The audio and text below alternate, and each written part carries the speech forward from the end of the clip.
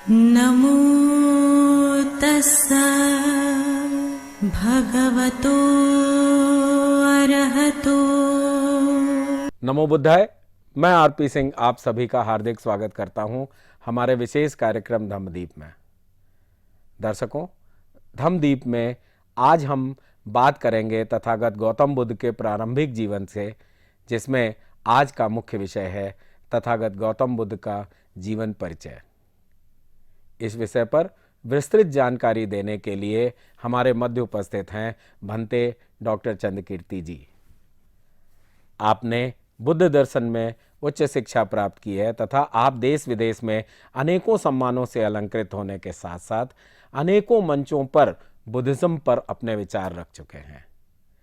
तो हम स्वागत करते हैं भंते डॉक्टर चंद्रकीर्ति जी का। भंते जी, आपका बहुत बहुत स्वागत है। नमो बुद्धाय। नमो तस्सा भगवतो अरहतो सम्मा संबुद्धस्सा। नमो तस्सा भगवतो अरहतो सम्मा संबुद्धस्सा। नमो तस्सा भगवतो अरहतो सम्मा संबुद्धस्सा। भंते जी, आपका आशीर्वाद देने के लिए बहुत बहुत धन्यवाद। अब समय की सीमा को देखते हुए भंते जी, अब हमारे दर्शकों को बताएं कि तथागत गौतम बुद्ध के जीवन परिचय पर, इस विषय पर आप हमारे दर्शकों को ज्ञान दें। बहुत बहुत धन्यवाद आरपी सिंह जी। आज हम लोग इस सीज़न में बड़े विस्तार से अलग अलग विषय पर बातचीत करेंगे, विशेष तौर पर तथागत गौतम बुद्ध के जीवन से संबंधित।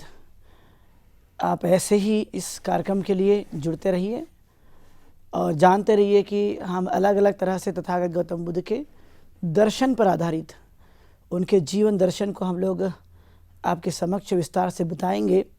और आप देखते हैं कि तथागत गौतम बुद्ध का संपूर्ण जीवन एक मानव कल्याण के लिए व्यतीत हुआ है और वह स्वाभाविक तौर पे सभी लोगों को प्रभावित करता है, सबके लिए बड़ा महत्वपूर्ण है।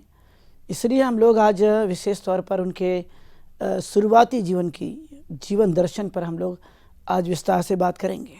हम देखते हैं कि 6वीं सदी में सिद्धार्थ गौतम का जन्म शुद्धोधन राजा के घर हुआ।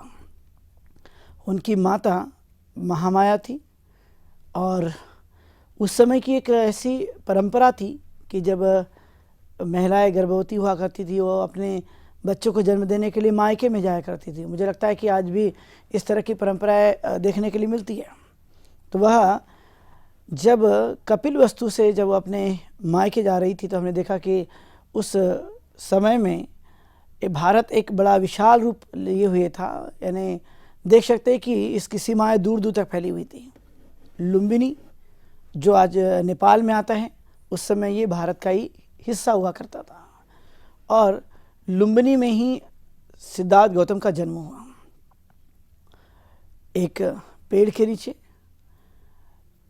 ऐसे व्यक्ति जो जानते हैं कि एक राजमहल में जन्म ले सकते थे या उनके पास कोई भी किसी भी प्रकार की कोई कमी नहीं थी, लेकिन नेचर जिसे हम प्रकृति कहते हैं, प्रकृति की गोद में उनका जन्म हुआ आज से 2500 साल पहले।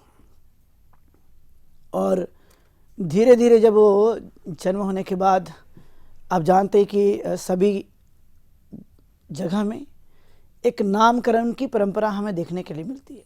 यानी जो भी बालक जन्म लेते हैं वो सब शुरुआती दौर पे तो उनका कोई नाम नहीं होता, लेकिन जन्म लेने के बाद नामकरण की प्रक्रिया होती है और हम जानते हैं कि ज़्यादातर लोग 5वें दिन नामकरण करते हैं, नाम रख दिया जाता है। तो उस समय भी ये 5वें दिन जो है वो नामकरण की प्रक्रिया संपन्न कराने की प्रक्रिया थी। चाहे 7 दिन में कर सकते हैं, लेकिन इस तरह से नामकरण की प्रक्रिया या जिसे हम विधि कहते हैं वो संपन्न होती। तो सिद्धार्थ का नाम जो रखा है सिद्धार्थ, जो शुद्धोधन और महामाया के घर में जो बालक जन्मा उसका नाम रखा गया सिद्धार्थ। लेकिन उनकी माँ की तबीयत खराब होने की वजह से वो 5वें दिन ही उनका निधन हो जाता है महामाया का। और ये बालक जो कि आप जानते कि छोटा है, तो कालांतर में उसका जो देख रेख करने का काम है वो महाप्रजापति गौतमी ने किया। उन्होंने आश्वस्त किया था महामाया को कि आपके बेटे के साथ ऐसा कोई तकलीफ नहीं होगी या कोई दुख नहीं होगा, अनेक प्रकार की समस्या नहीं होगी, हम लोग उसकी पूरी तरह से देख रेख करेंगे। तो स्वाभाविक तौर पर हम देखते हैं कि यह बालक जो कि बड़ा अद्भुत था। और जब असित मुनि को पता चलता है कि कहीं भी एक बोधिसत्व के रूप में, सुमेध नाम का बोधिसत्व के रूप में यह जन्म में आया है, जो आगे चलकर बुद्ध भी बनेगा, इस तरह की असित मुनि की जानकारी है। और जब वह इस बच्चे का दर्शन करने के लिए आते हैं, आप जानते हैं कि उस समय काफ़ी अलग अलग तरह के पुरोहितों को आमंत्रित किया गया, उन्हें दान दिया गया, और उसमें से असित मुनि भी उस बालक को देखने के लिए आए थे। जब असित मुनि ने उस बालक को देखा तो उनके मन में ये बात आती है कि नहीं, ये बालक जो है एक तो ग्रस्त होगा तो चक्रवर्ती सम्राट बनेगा, यदि ये ग्रस्त नहीं रहता है तो यह बुद्ध बन जाता है तो ग्रह का त्याग करेगा। तो इस तरह की उनके मन में ये बात आती है और वो इस बात को डिक्लेयर करते हैं। उनके माता पिता बड़े भयभीत होते कि यदि ग्रह त्याग कर लिया गया तो बुद्ध बन जाएगा और फिर हमारे पास नहीं रहेगा। तो उनका एक भांजा था नालक, तो असित मुनि उनसे कहते हैं कि नालक, मैं तो उस समय जीवित नहीं रहूँगा, लेकिन आप रहेंगे, और जब आपको पता चल जाए कि सिद्धार्थ गौतम बुद्ध बन गए हैं तो आप ज़रूर इसके दर्शन करने के लिए ज़रूर आइएगा। इस तरह से वो बताते हैं और दर्शनार्थ जाने की इस बात को बड़े आश्चर्यचकित रहते हुए करते हैं। लेकिन सिद्धार्थ गौतम जो कि बचपन से ही बड़े मेधावी थे, मन को एकाग्र करने की जो कला है वो पूरी तरह से करने पर जोर देते थे।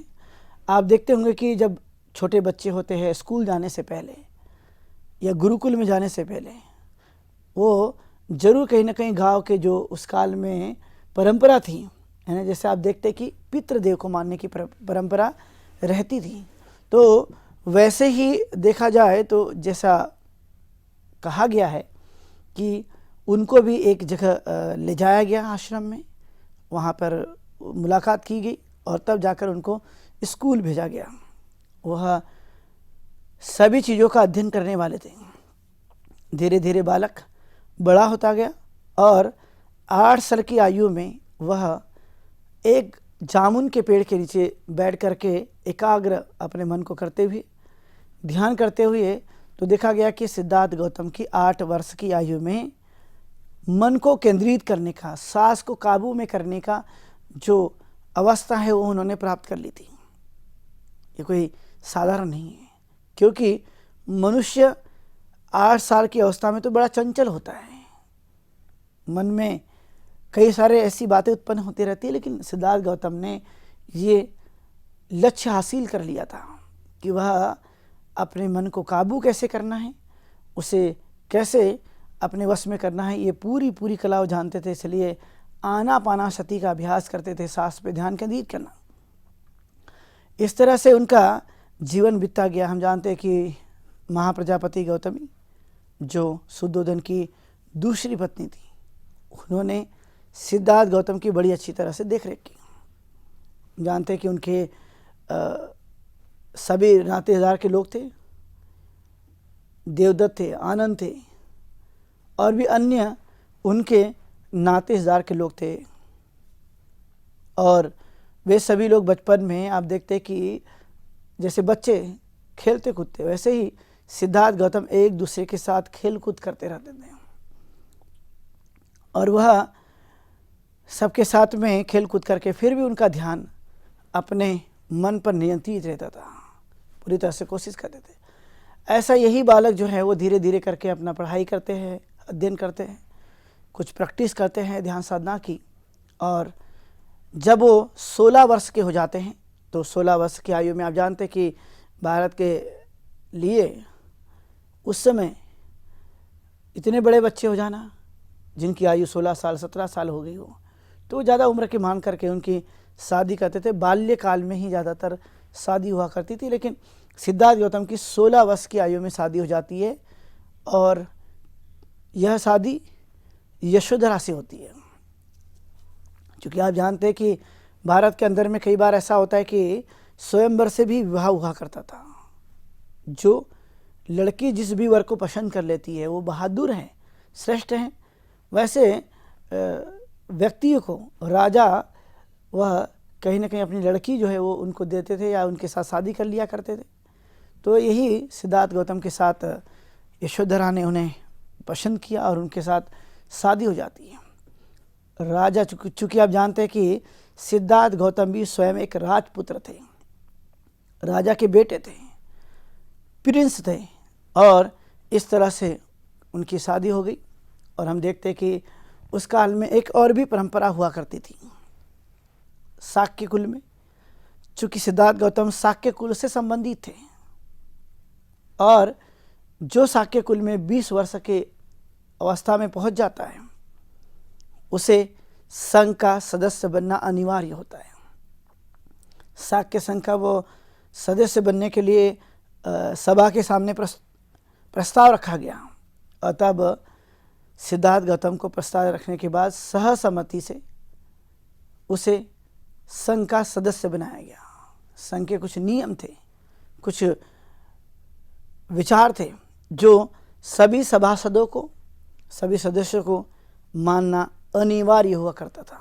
जो यदि नहीं मानता है तो उसके विरोध में उन्हें दंडित किया जाता था, उससे सम्माना जाता था कि इन्होंने संघ का उल्लंघन किया है, और इसलिए उन्हें सजा दी जाती थी, उन्हें अपराध कबूलना होता था।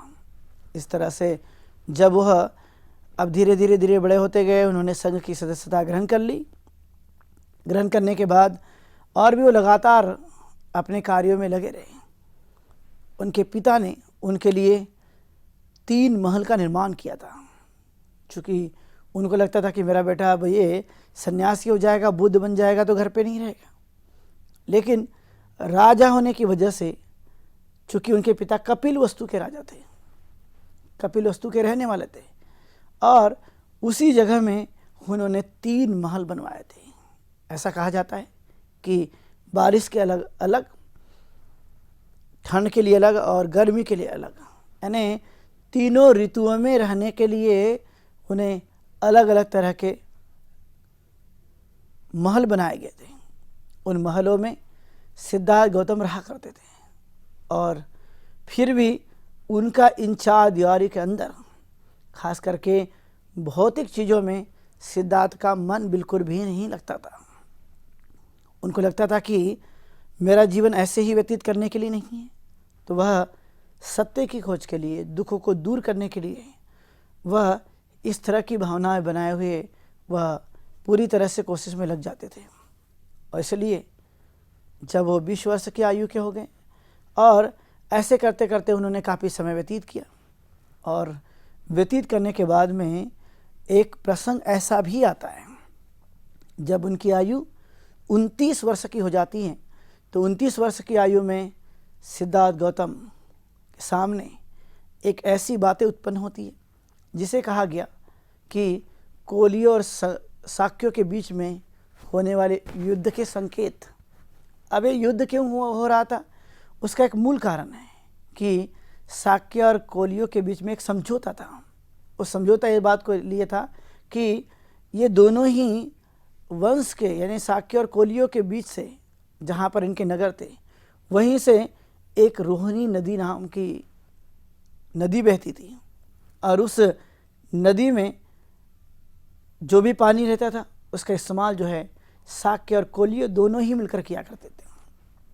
लेकिन एक समय ऐसा आता है कि कोली लोग सारा पानी इस्तेमाल कर देते हैं और शाक्य को कुछ नहीं मिलता। शाक्य बड़े दुखी हो जाते। शाक्य संघ के सामने एक बातें उत्पन्न हो गई। जो बातें हैं कि कहीं ना कहीं मैं यह जो पानी इस्तेमाल किया गया कोलियों के द्वारा, उसके खिलाफ में युद्ध होना ही चाहिए, उनके खिलाफ हम लड़ना ही चाहिए। इस तरह की भावना शाक्यों के मन में उत्पन्न हो जाती है। अब ये सिद्धार्थ गौतम भी शाक्य संघ का सदस्य है, लेकिन उनके मन में युद्ध की कोई भावना उत्पन्न नहीं होती। वो युद्ध को नकारते, वो झगड़ों को नकारते। उनको लगता है कि नहीं, ये सही नहीं है, और इसलिए वह पूरी तरह से इस पर चिंतन और मनन करते हैं कि युद्ध होने से क्या होगा और ना हो तो क्या होगा। तो इस तरह से वह चिंतन मनन करते हुए ये बात ध्यान में रखते हैं कि नहीं, ये नहीं होना चाहिए। लेकिन शाक्य संघ के लोग कोलियों के खिलाफ में युद्ध करना चाहते थे। तब सिद्धार्थ गौतम ने उसकी हामी बिल्कुल भी नहीं भरी, उसका उन्होंने युद्ध का विरोध किया। और विरोध करने के बाद जो शाक्य संघ था वो बड़े सिद्धार्थ गौतम से अप्रसन्न हुए। उनको लगा कि इन्होंने जो है वो संघ की मर्यादा का उल्लंघन किया है, इसलिए यह इन्हें सज़ा मिलनी ही चाहिए। इस बात की उनके मन में यह बातें उत्पन्न होती हैं, और उसके बाद वह स्वाभाविक तौर पर सिद्धार्थ गौतम जो युद्ध का विरोध करते हैं, वो चाहते नहीं कि युद्ध होना चाहिए, और तब वह उनके विरोध किए जाने के बाद में उन्हें कुछ ऐसे सज़ा के रूप में उन्हें कहा जाता है कि आपको अपनी संपत्ति देनी होगी, आपके सब लोगों को छोड़कर जाना होगा, या फिर आप एक प्रदेश से दूसरे प्रदेश में जाएंगे। तो इस तरह से सज़ा के रूप में उन्हें कोई ना कोई चीज़ दी जाती है। तो यह एक स्वाभाविक तौर पर उस काल में हुई घटना है, जो युद्ध का विरोध करने के बाद सिद्धार्थ गौतम को यह सज़ा दी गई, जो उन्होंने अपने स्थान को छोड़कर दूसरे जाने का मन बनाया। जब ये बात आई तो उनके लगा कि नहीं, मुझे प्रवज्ञा ग्रहण करना चाहिए। चूँकि मैं विरोध करता हूँ इसलिए सज़ा मुझे ही मिलनी चाहिए, मेरे माता पिता को नहीं, मेरे पत्नी को नहीं, मेरे बच्चों को नहीं, मेरे सगे संबंधियों को, किसी को भी किसी प्रकार की सज़ा नहीं मिलनी चाहिए। इस तरह से उन्होंने विचार रखे, और विचार रखते हुए उन्होंने एक ही विचार उनके मन में आता था, वो था प्रवज्ञा ग्रहण करना, गृह त्याग कर देना। और उसी भावना के आधार पर वो चलने की कोशिश में लगे, और उन्होंने अपने माता पिता को, अपने सगे संबंधियों को, सभी को उन्होंने बताया कि अब मैं प्रवज्ञा ग्रहण करने वाला हूँ, ग्रह का मैं त्याग करने वाला हूँ। और वो स्वाभाविक है कि कोई भी माता पिता अपने जब बच्चों का ग्रह त्याग करते हुए देखेंगे, छोड़कर जाते हुए देखेंगे, तो दुखी तो होंगे, उनके मन में भी ये बात आती है। लेकिन यशोधरा कहती कि यदि आप जन कल्याण करने के लिए निकल रहे हो, तो जन कल्याणकारी भावना आपके मन में यदि है तो मेरी क्या मदद हो सकती है, मैं आपको क्या सहयोग कर सकती हूँ। तो वो कहती हैं कि मैं आपके बेटे की, यानी राहुल की, चूँकि सिद्धार्थ गौतम का बेटा जो राहुल था, मैं उसकी पूरी तरह से देखरेख करूँगी, उसकी हिफाजत करूँगी, उसका ध्यान रखूँगी। इस तरह से वह पूरी तरह से सिद्धार्थ गौतम को कहती है, यशोधरा आश्वस्त करती कि मैं देख रेख करूँगी, और सिद्धार्थ गौतम भी आश्वस्त हो जाते हैं। इस तरह की बातें उस समय देखने के लिए मिलती है। अब ये देखते देखते आप देखते हैं कि उनके मन में जब उन्होंने इस तरह के भाव बनाया, तो प्रवज्ञा ग्रहण करने के लिए आपने देखा कि घर का त्याग करना होता है।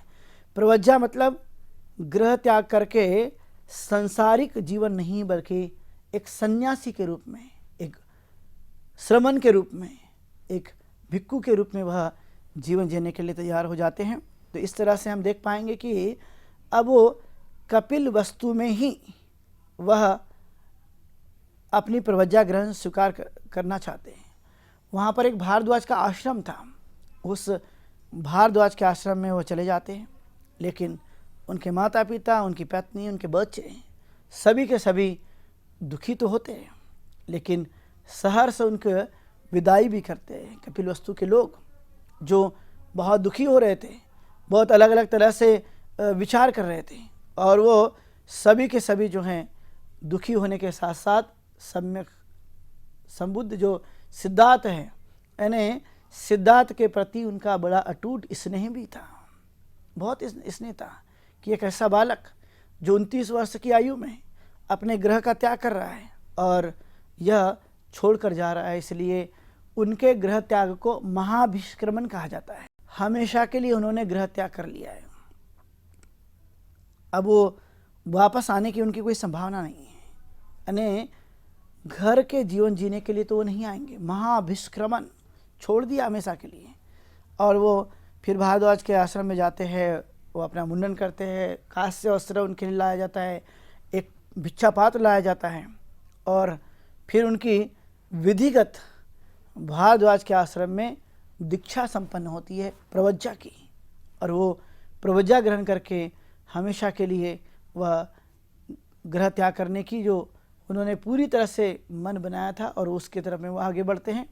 तो जिस समय में सिद्धार्थ गौतम की प्रवज्जा हो रही थी, उस समय उस आश्रम में शुद्धोधन राजा, महाप्रजा गौतमी भी उपस्थित थी। उनके सामने सिद्धार्थ गौतम ने उनसे ब्लेसिंग्स ली और वो बड़े दुखी हुए। उनको लगा कि मेरा बेटा यह 29 साल की अवस्था में अब ग्रह का त्याग कर रहा है, तब ये कहाँ जाएगा। और फिर उनका संस्कार विधि करने के बाद वो निकल पड़ते हैं, और निकलने के बाद वह उनका साथी, उनका घोड़ा, जो उनको एक जगह से लेकर दूसरी जगह तक एक लंबे जंगल में जाकर छोड़ देते हैं। हम जानते हैं कि उस काल में एक अनोमा नाम की नदी भी थी। उस नदी को पार करते हुए वो जाते हैं, और जाने के बाद वह थोड़ा थोड़ा कहीं ना कहीं से ज्ञान अर्जित करना चाहते थे। उनके मन में एक ही बातें थी, ज्ञान का अर्जन करना। तो वह सबसे पहले आलार कालाम के पास जाते हैं। आलार कालाम के पास जाने के समय उनसे वह ध्यान साधना की 8 सीढ़ियाँ सीखते हैं, अलग अलग तरह की स्टेप्स जिसे कहा जाता है। ध्यान साधना की वह 8 कड़ियाँ सीखते हैं, 8 विधि सीखते हैं, उसका वो पूरा भरपूर अभ्यास करते हैं। यानी जो आचार्यों के द्वारा बताया गया उसको पूरा का पूरा जैसा का वैसा वह अभ्यास करते हैं। यानी बड़ी लगनता के साथ, परिश्रम के साथ, अपनी एकाग्रता के साथ में वह सभी प्रकार के बताए गए आचार्य के द्वारा अभ्यास को वो सही मायने में यथार्थ रूप से वह अभ्यास करते हैं। इसलिए वो जल्दी ही किसी चीज़ को सीख लिया करते थे। ये कोई साधारण नहीं है, यह एक अद्भुत ताकत थी कि वह जो बताया गया उन्होंने पूरा किया, और पूरा करने के बाद सीख गए। सीखने के बाद जब वो सीख जाते थे तो उनको लगता था कि अब यहाँ पे उतना इसके आगे का कोई ज्ञान नहीं है, तो वह दूसरे आचार्य के पास जाना चाहते थे। वह फिर उद्दक रामपुत्र के पास गए, और उद्दक रामपुत्र के पास जाने के बाद उन्होंने 9 संज्ञाएं, यानी आलार कालाम से ज़्यादा जानते थे, इसलिए उनके पास उन्होंने उससे एक स्टेप अधिक सीखी। यानी सांस को काबू में पाना है, सांस को कैसे देखना है, कैसे केंद्रित करना है, ध्यान की अलग अलग तरह की विधियों को, टेक्निक्स को उन्होंने वहाँ पर जाकर सीखा। और जब वो ज्ञान पर्याप्त जितना था उतना सीखने के बाद देखते हैं कि वह किस तरह से अपने ज्ञान को सीखने के बाद, उसका अभ्यास करने के बाद वो फिर वहाँ से निकल जाते, और निकलते निकलते वो न जाने कहाँ कहाँ जाकर के वह अभ्यास करते हैं। सिद्धार्थ गौतम के बारे में बताया गया कि वह शमशान में जाकर ध्यान साधना का अभ्यास करते थे, हड्डियों को तकिया बनाते थे, कई दिनों में एक दाना खाया करते थे, कई बार 7-7 दिन, 10-10 दिन, 15 दिन और 1 महीने तक लगातार वह ध्यान साधना का अभ्यास करने में लग जाते थे। और इसलिए उनका भोजन की मात्रा कम हो जाने की वजह से और जगह जगह अभ्यास करने की वजह से और बड़ा कठिन अभ्यास करने की वजह से वो काफ़ी दुर्बल हो गए थे। और दुर्बल होने की वजह से जब वो पेट को हाथ लगाया तो पीठ को लग जाता था, जब पीठ को लगाया तो पेट को लग जाता, इस तरह से उनका शरीर दुर्बल हो गया था। और ऐसा करते करते न जाने उन्होंने कितना दिन अभ्यास लगाया। ऐसे करते करते 6 वर्ष बीत गए, और 6 वर्ष बीत जाने के बाद बहुत ही कम समय में जब वो एक पेड़ के नीचे ध्यान लगा रहे थे, उतने में एक सेनानी ग्राम की एक सुजाता नाम की कन्या थी, और उसने मन्नत मांगी थी कि जब भी मुझे कोई संतति प्राप्त हो, खास करके पुत्र प्राप्त हो, तो मैं अपनी तरफ से कुछ न कुछ भेंट दूंगी वृक्ष के पास। जैसे आप जानते हैं बोधि वृक्ष हो या वट वृक्ष हो, वहाँ पर लोग अधिकतर अपनी श्रद्धा व्यक्त करते हैं। तो उसने भी यही बात सोची, यही विचार किया और उसके पास उसने सोचा था कि जब भी मुझे संतति प्राप्ति होगी तो मैं इसको कुछ न कुछ दूंगी।